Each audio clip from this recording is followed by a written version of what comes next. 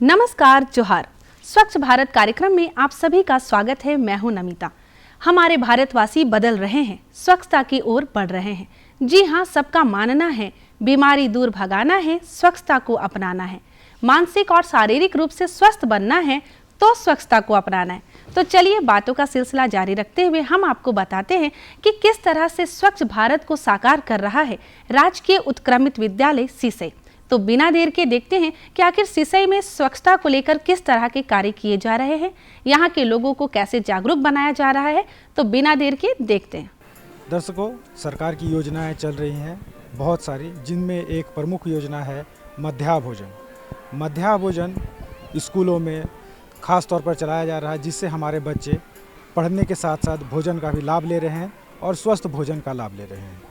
ये योजनाएं बच्चों को पढ़ाई के साथ साथ स्कूल में बने रहने के लिए भी आकर्षित करती हैं, क्योंकि कुछ बच्चे ऐसे होते हैं जो पढ़ाई के साथ बीच में निकल जाते हैं कि भूख लग रही है या कुछ और अन्य चीज़ों वस्तु खरीदने के लिए, लेकिन ऐसे में मध्याह्न भोजन इनके लिए बहुत लाभप्रद हो रहा है। इसी क्रम में आज हम आए हुए हैं राजकीय उत्क्रमित मध्य विद्यालय सिसई में, जहाँ के बच्चे मध्याह्न भोजन का लाभ कैसे ले रहे हैं और क्या क्या इनको सुविधाएं मिल रही हैं, इन्हीं सब के विषय में आज हम जानेंगे। तो आइए इनसे जानते हैं और देखते हैं कि मध्याह्न भोजन का लाभ ये लोग कैसे ले रहे हैं। स्वच्छ भारत मिशन का उद्देश्य लोगों को स्वच्छता के प्रति जागरूक कर देश के कोने कोने को स्वच्छ बनाना है।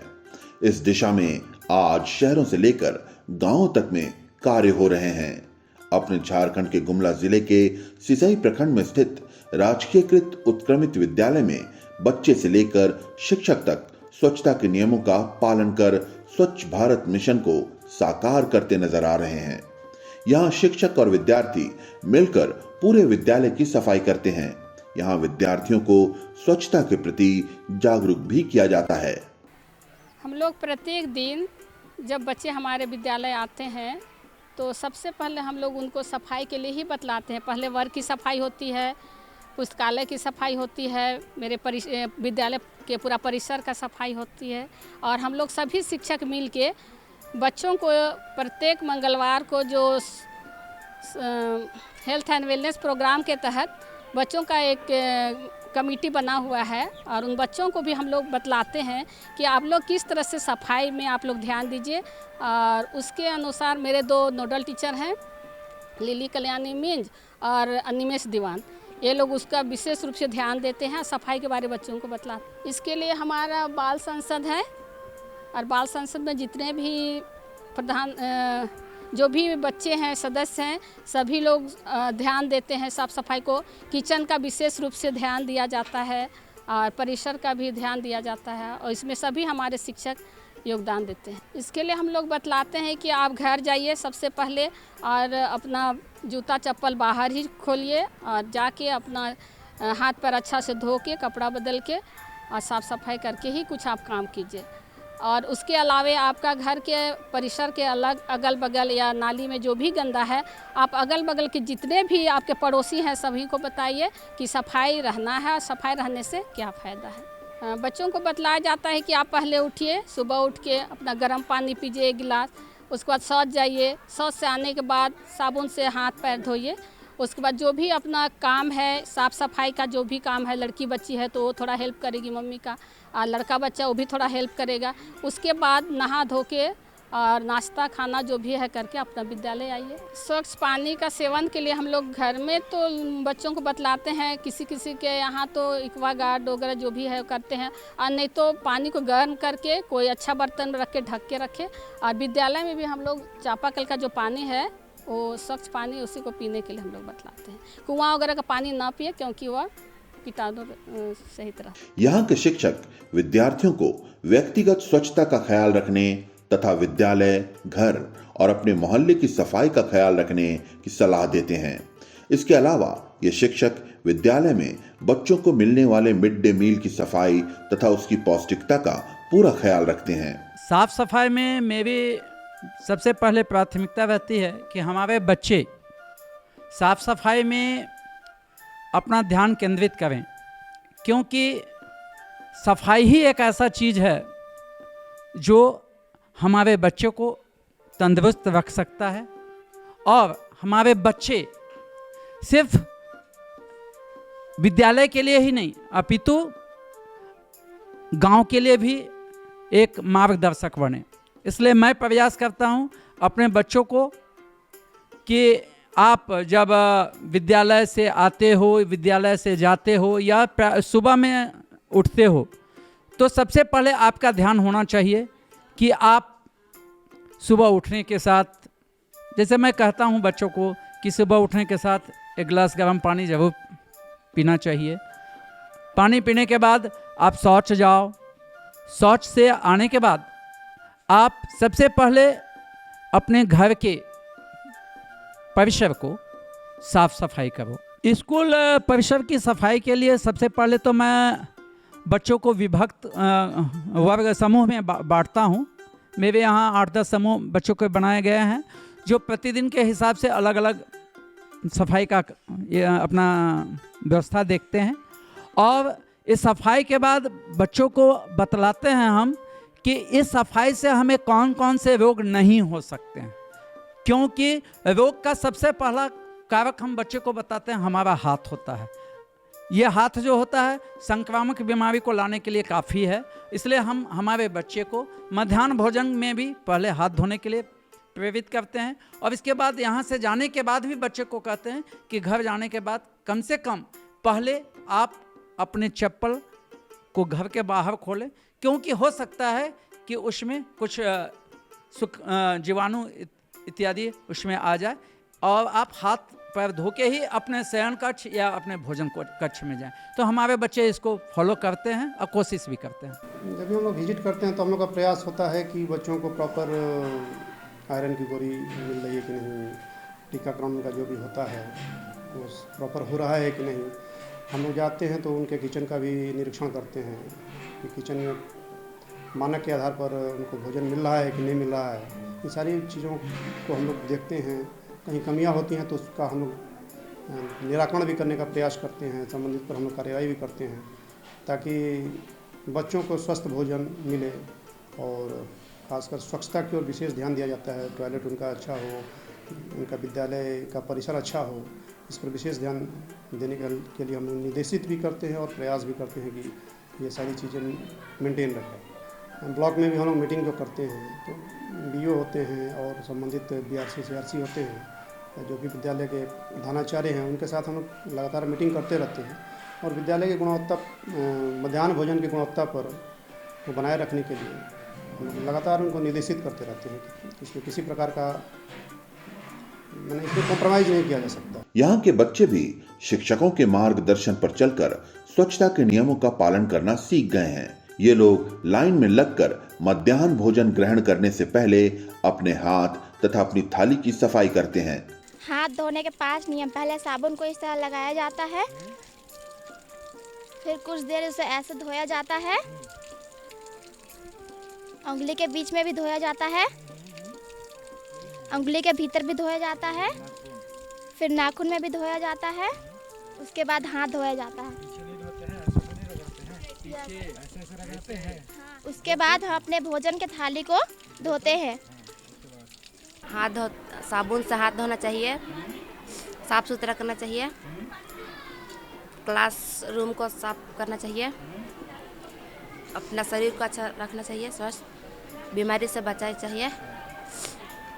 और क्योंकि हमारा स्वास्थ्य अच्छा रहे इसीलिए, और मतलब कोई बीमारी ना हो, जैसे स्वास्थ्य रही है, कीटाणु होते हैं उसे धोना है ताकि हम खाना खाएं तो हमारे मुंह पे ना जाए, इसीलिए साफ सफाई। भोजन करने से पहले और भोजन करने के बाद हाथों को कैसे धोना चाहिए? साफ से, मतलब ऐसे होता है, अच्छा साबुन से धोना चाहिए और पानी भी।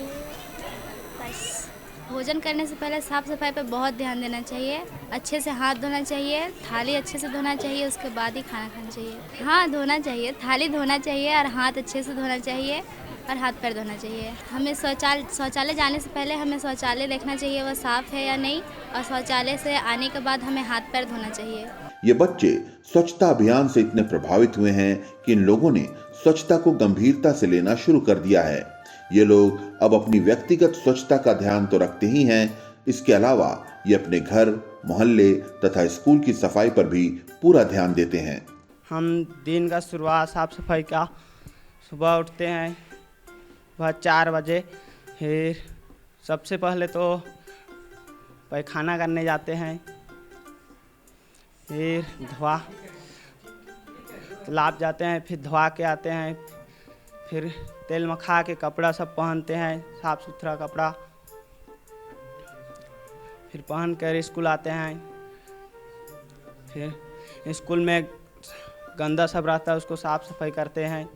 स्वच्छता हमारे लिए इसलिए ज़रूरी है क्योंकि स्वस्थ रहने से शरीर में बीमारी की संभावना नहीं रहती है। स्वच्छता के लिए हम अगर आसपास गंदगी होता है तो हम स्वयं करते हैं, नहीं तो मम्मी पापा को बताते हैं और मिलकर हम लोग साफ सफाई करते हैं।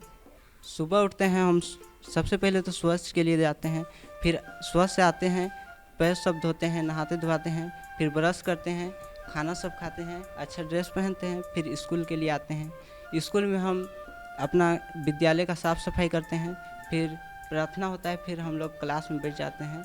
सबसे पहले सुबह उठते ही हम पहले शौच जाते हैं, उसके बाद नहाते हैं, नहाने के बाद आते हैं, फिर ड्रेस वगैरह पहनते हैं, स्कूल आते हैं, स्कूल पे जो भी गंदगी रहते है उसको साफ़ करते हैं, क्लास पे रहता है उसको झाड़ू वगैरह से साफ़ करते हैं, फिर उसको फेंक देते हैं बाहर अगर नाली वगैरह में, डस्टबिन में।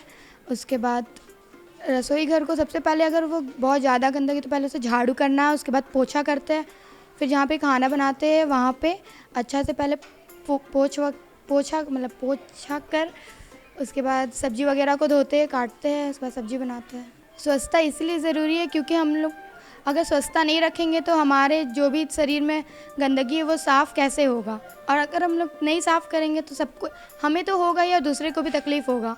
पीने का पानी को हम लोग कोई चीज़ में ढक वगैरह के रखते हैं कि उसे कोई कीड़ा वगैरह ना गिर जाए, और पानी गंदा है तो वो गंदा पानी को फेंक दे, या फिर कोई यूज़ हो सके तो उसे यूज़ कर सकते हैं। अगर बाहर कोई गंदा है उसे अगर हम खुद कर सकते हैं तो खुद करना चाहिए, और अगर हमें एक कोई से नहीं हो रहा है तो सब कोई को मिल के उसे साफ़ करना चाहिए। स्वच्छता हमारे लिए इसलिए आवश्यक है क्योंकि स्वच्छ मन में ही स्वच्छ बुद्धि का विकास होता है। अगर हमारे शरीर स्वच्छ नहीं रहेगा तो हम बीमार पड़ सकते हैं।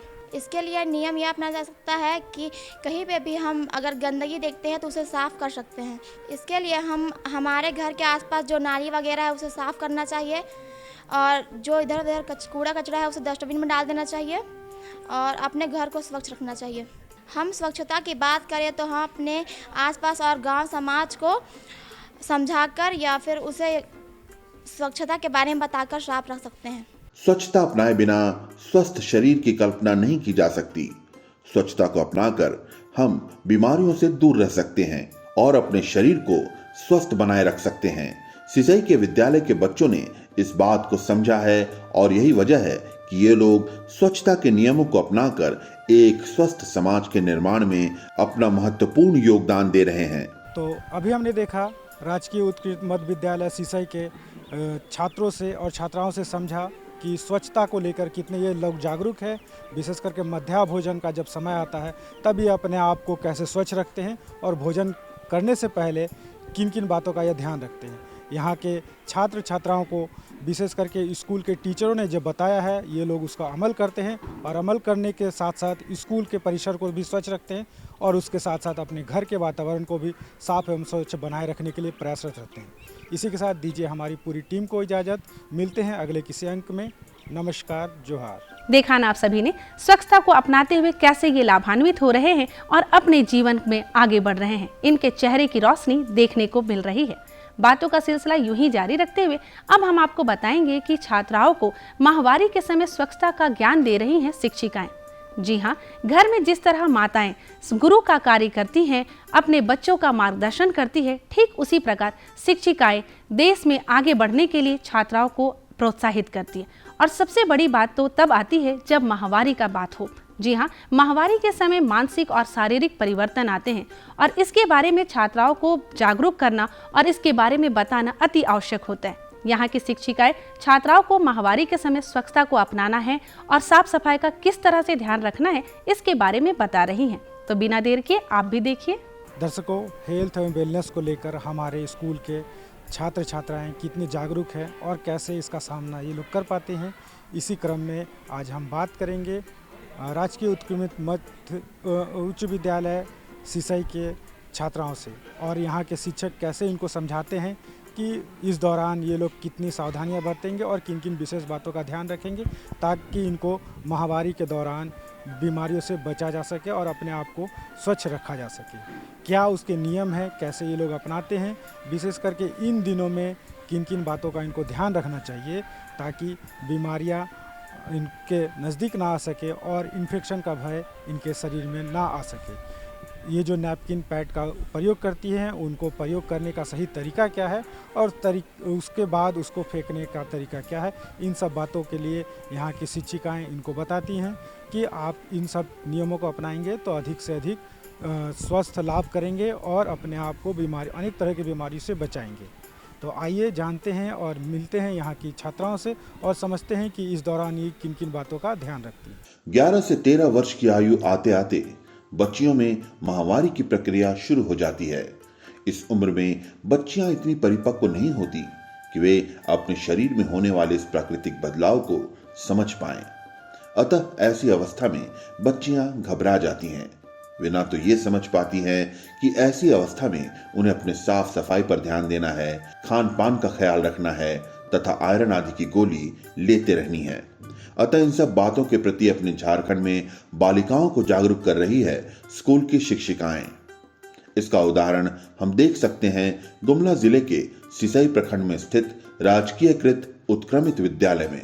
इसमें जब तुम लोग यूज करती है और यूज करने के बाद तुम लोगों को इसको सैनिटरी भस्मक में डाल देना है। आप लोग उस समय अपने कपड़ों का अच्छी तरह से ध्यान देना है और किसी तरह का गंदे कपड़े नहीं पहनना है और तुम लोग को साफ सुथरा, अधिक से अधिक साफ सफाई में तुम लोग को ध्यान देना है। चूँकि हमारे यहाँ जितनी भी बच्चियाँ आती हैं ज़्यादातर ग्रामीण परिवेश से आती हैं, तो थोड़ी असाक्षरता की वजह से परिवार वाले तो उतना नहीं बतला पाते, तो हम लोग कोशिश करते हैं कि विद्यालय में उनको ये बतला पाएँ कि किस तरह से उन लोगों को इन खास दिनों में अपना ख्याल रखना चाहिए, अपनी साफ़ सफाई का ख्याल रखना चाहिए। तो उसमें हम लोग यही बताते हैं कि इनको हमेशा ही स्नान तो करना ही है और बहुत लोगों के दिमाग में ये मिथक रहता है कि ऐसे समय में स्नान नहीं करना है, जो कि बिल्कुल ही गलत है। तो हम लोग इनको बताते हैं कि उस वक्त खास अपने स्वच्छता का ध्यान रखें, अपने कपड़ों का, अपने शरीर की साफ़ सफाई का, और ऐसी चीज़ें इस्तेमाल ना करें जिनसे कि उनको किसी तरह का संक्रमण हो सकता है। तो ऐसे में उनको हम लोग बताते हैं कि वो जहाँ तक हो सके वो सैनिटरी पैड का इस्तेमाल करें और हाथ के भी साफ़ सफाई का ध्यान रखें। इसके अलावा सही तरीके से सैनिटरी पैड का वे लोग इस्तेमाल कैसे कर सकती हैं, इन्हीं चीज़ों के बारे में हम लोग बात करते हैं। और महीने में हर मंगलवार लगभग हम लोग इस बारे में कक्षा 6 से 8 की बच्चियों के साथ बातें भी करते हैं। हाँ, ये बहुत ही अच्छा सवाल है सर, क्योंकि बहुत सारी बच्चियाँ इस बात को समझ ही नहीं पाती हैं कि उनके शरीर से उनके शरीर से इतना खून निकल जा रहा है तो वो एनेमिक हो सकती हैं। तो इसके लिए उन लोगों को हम लोग को बताना पड़ता है कि जो स्कूल में आयरन की गोली मिल रही है वो ऐसे ही बेकार नहीं है, वो ज़रूर से लें और इसके साथ ही अपने खान पान में जितना भी हो सके पोषक तत्वों की कमी होने ना दें। जो चीज़ें उनके शरीर के लिए ज़रूरी हैं या जिन चीज़ों से उनको बाकी की खनिज लवण मिल सके उनको उनके शरीर में, उन सारी चीज़ों के बारे में बतलाते हैं। अक्सर ऐसे समय में वे लोग पेट दर्द के बारे में बोलती हैं, तो बहुत ज़्यादा अगर है तो उनको तो चिकित्सा सुविधा ही दी जा सकती है। और उसके अलावा हम लोग उनको बताते हैं कि वे थोड़ा गर्म पानी पिए या फिर घरेलू कुछ नुस्खे होते हैं, जैसे कि लोग बोलते हैं कि अजवाइन का पानी या अजवाइन वगैरह खाएं, इससे उनको राहत मिल सकती है। यहाँ की शिक्षिका यहाँ की छात्राओं को ऐसी स्थिति में कपड़े की जगह पैड इस्तेमाल करने की सलाह देती हैं। ये उस पैड को हर 2 घंटे में बदलने का निर्देश भी देती हैं। ये छात्राओं को ऐसी स्थिति में स्वयं को स्वच्छ रखने, धुले कपड़े पहनने आदि की सलाह भी देती हैं। इतना ही नहीं, ये पैड को किस तरह से निष्पादित करना है जिससे गंदगी ना फैले, उसका भी रास्ता बताती हैं। महामारी के समय जब बच्चियां स्कूल चली आती है वो तैयारी के साथ नहीं आती है। हम लोग यहाँ पर मैं मेरे पास जब बच्चियाँ आती हैं तो मैं उन्हें सैनिटरी नैपकिन देती हूँ और मैं उन्हें बतलाती हूँ कि जाकर जो कॉमन रूम है उसमें जाकर तुम अपना यूज़ करो और फिर जब तुम्हारा पूरा भीग जाता है तो तुम उसको डिस्पोज करना और सैनिटरी भस्मक में डाल देना। इस तरह मैं कहती हूँ। बच्चियाँ अपनी सहेलियों के साथ आती हैं प्रायः, और वे आती हैं और मैं उनसे पूछती हूँ कि क्या कुछ प्रॉब्लम है, तो लोग बतलाती है। अगर ठीक ठाक है तो मैं केवल सैनिटरी नैपकिन दे देती हूँ और अगर ज़्यादा कुछ प्रॉब्लम है तो मैं उन्हें घर जाने की सलाह भी देती हूँ। मैं हमेशा बतलाती हूँ कि ये कपड़ा प्रयोग नहीं करना चाहिए, क्योंकि इसमें कितनों भी उसे साफ़ किया जाए उसमें कुछ अंश रह ही जाते हैं। और देहात क्षेत्र में जैसे बच्चे छुपाने के लिए वे कहीं खपड़ेले घर पर डाल देते हैं छत पर, तो उसमें अगर वे दोबारा उसको यूज़ करेंगे तो अगर मान लिया उसमें कोई जहरीला जीव जंतु घुस गया है तो उससे उनको बहुत परेशानी हो सकती है और उनसे उनको इन्फेक्शन होता है। इसलिए मैं कोशिश करती हूँ, उन्हें बतलाती हूँ कि वे सैनिटरी नैपकिन का ही प्रयोग करें। आज तक बहुत लोग रूढ़िवादी हैं और वे बच्चों को मैं बतलाती हूँ कि आप लोग पढ़ लिख रहे हैं, शिक्षित हो रहे हैं, आपके घर परिवार के माता पिता नहीं भी जानते हैं तो आप लोगों को ये बातें बतलाना है। आप लोग झिझक के साथ बातें नहीं करती हैं अपनी माता बहनों के साथ, लेकिन यहाँ जब हम लोग बतलाते हैं तो आपको समझ होना है। और ये ऐसी बात नहीं है कि आप ये बातें उनसे शेयर ना करें, आप बातचीत करें, जो भी प्रॉब्लम होता है उसे अपनी माता बहनों को भी बतलाएं, और अगर वहाँ नहीं बतला पाते हैं तो आप शिक्षक शिक्षिकाओं को ज़रूर बतलाएं।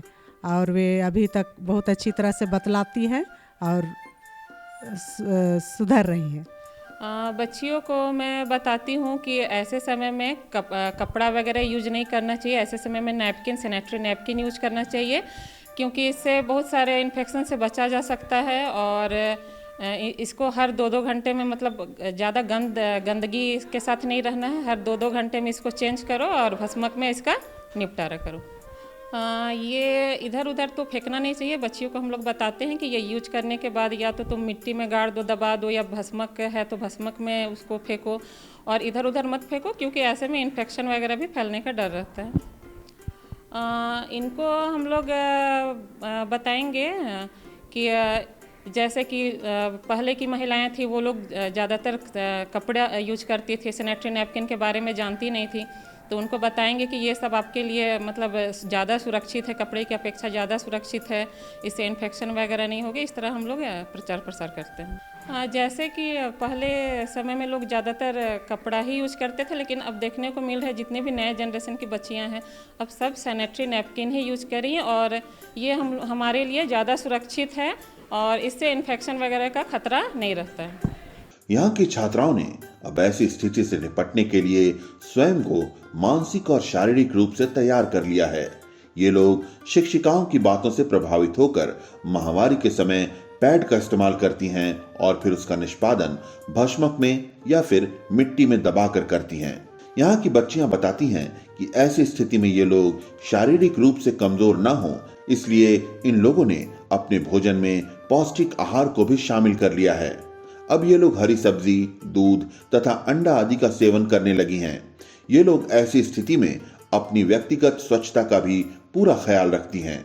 सैनिटरी नैपकिन का प्रयोग पीरियड्स होता है उसके समय करना चाहिए। हमारी मैम बोलती है कि मिट्टी के अंदर दबा देना चाहिए, या महामारी के दौरान हमें इस बात का ध्यान रखना चाहिए, अच्छे से खान पान करना चाहिए, अपने शरीर को स्वस्थ रखना चाहिए। स्कूल में हमें बताया जाता है कि सैनिटरी पैड को कहीं ऐसे ही फेंकना नहीं चाहिए, उसको गड्ढे में दबा देना चाहिए, पौष्टिक आहार करना चाहिए, हरा सब्जी सब खाना चाहिए, साफ सुथरा कपड़ा पहनना चाहिए। यह बीमारी सिर्फ लड़कियों के लिए है और यह पीरियड्स है, इसके लिए हमें पैड का इस्तेमाल करना चाहिए। इसके लिए हमें पैड का इस्तेमाल करना चाहिए और हमें अच्छे से खाना खाना चाहिए, पौष्टिक आहार खाना चाहिए, और फिर उसे हम अच्छा से पेपर में रख के और फिर डस्टबिन में रख के और फिर गड्ढे में खोद के और उसमें दबा देना चाहिए। इसके लिए तो हमें रोज़ दिन नहाना चाहिए और हमें साफ़ सुथरा रहना चाहिए और हर 2-2 घंटे में इसे चेंज करते रहना चाहिए और खास ध्यान यही रखना चाहिए कि हमें साफ़ सुथरा रहना चाहिए। महामारी के वक्त हमें स्टेपलर इस्तेमाल करना चाहिए और उसे इधर उधर नहीं फेंकना चाहिए, गड्ढे में दफना देना चाहिए। खान पान में हमें पौष्टिक आहार खाना चाहिए, जैसे फल, अंडा, दूध और हरी सब्जी खाना चाहिए।